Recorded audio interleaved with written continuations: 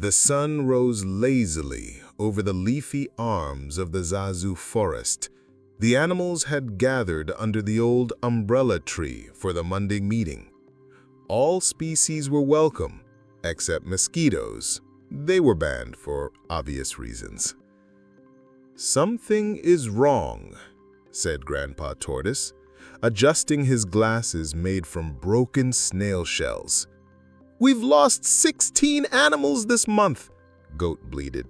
"My cousin, Goaty Jr., was last seen chasing a salt wrapper near the village, and now, poof, gone." "And Rooster," sobbed Hen. "He went for his morning jog and never came back." "Maybe he jogged too far," muttered Monkey, chewing sugarcane. "Jogged into a stew pot," snapped Parrot. "I saw a human licking bones last night. I recognized those drumsticks." Gasp. The forest grew quiet. "So, it's true?" whispered Squirrel. "Humans eat us." No one answered. Even the ants stopped marching. The council voted. They needed answers. They couldn't keep guessing while disappearing like snacks.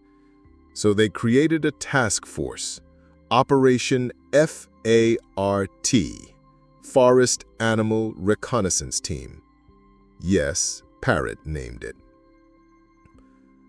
The team members: Chameleon for stealth, Parrot for memory, Rat for squeezing into kitchens, Tortoise for wisdom, though he'd arrive 3 hours late. The mission?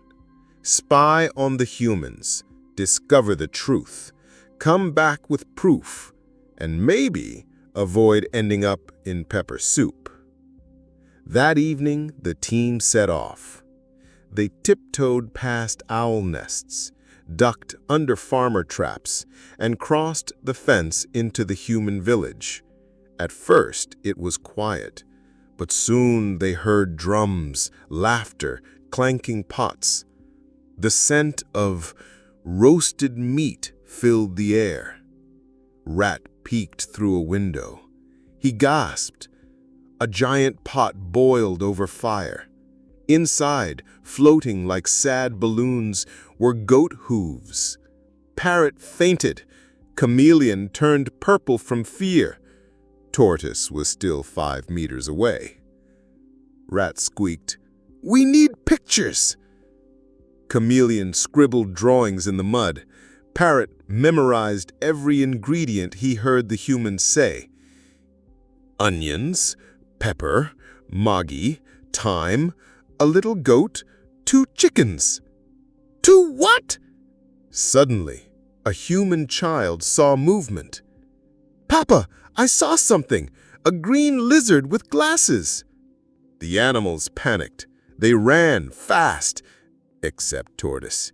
He just rolled down the hill. They reached the forest and called an emergency meeting. Parrot stood up. "Confirmed. Humans eat us." He mimicked the human voice. "Add more pepper. This goat meat is sweet." The forest broke into chaos. Fear spread like wildfire. Chickens wore mud to look like rocks. Goats tried to bleat like cats. Monkey climbed the tallest tree and said he would become a cloud monkey and never come down. Ants went on strike. Snails stopped moving completely. Even Lion, the tough guy, started sleeping with one eye open. "No one's safe," cried Duck. "We need to leave the forest." "Where will we go?" said Elephant. "The ocean?" "Humans eat fish too," screamed Parrot. Silence. One morning, while everyone was arguing, Old Owl, the wisest creature in the forest, flew in. He sat quietly, then spoke. "Humans are not born to eat us. They are taught. By tradition, by taste, by hunger." The animals leaned in. "But not all humans eat us. Some are kind, some want peace, some keep dogs and cats as friends. Goat blinked. Why cats and not goats? Monkey nodded. We're funnier than cats. Owl continued. If humans can learn to eat us, they can also learn not to. But we must teach them. Not with teeth, not with fear, with truth. So they wrote a letter. Not just any letter, the first animal letter in forest history. Carved on a flat bark and decorated with feathers, seeds, and tears. It read, Dear humans, we see you, we hear you, but we are not just meat. We are mothers, fathers, children, friends. We play, we love, we feel pain. We want peace. Please, stop eating us. Let us live. Signed, your forest neighbors. They sent the letter with the bravest messenger, Squirrel.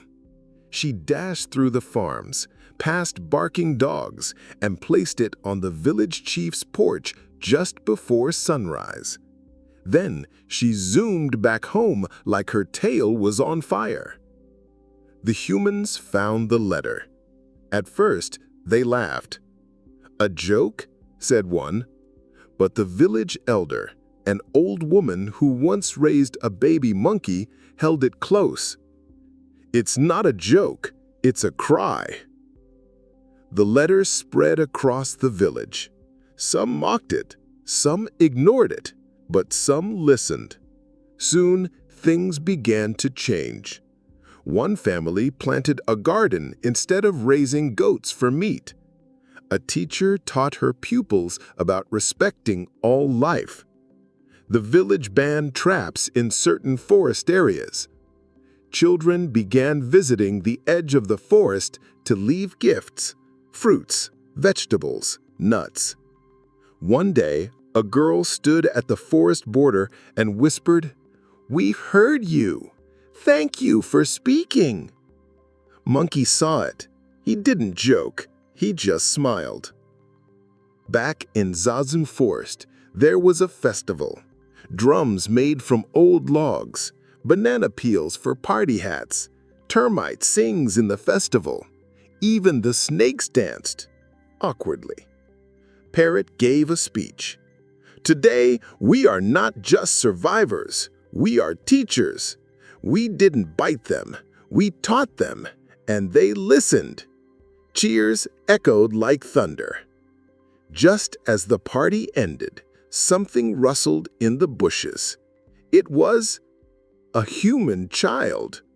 She came holding a leaf basket. The animals froze. She knelt and whispered, "I brought mangoes. Thank you for the letter." Then she left. Not one animal moved until she disappeared. Monkey said, "Maybe humans are finally gossiping about us." They laughed hard.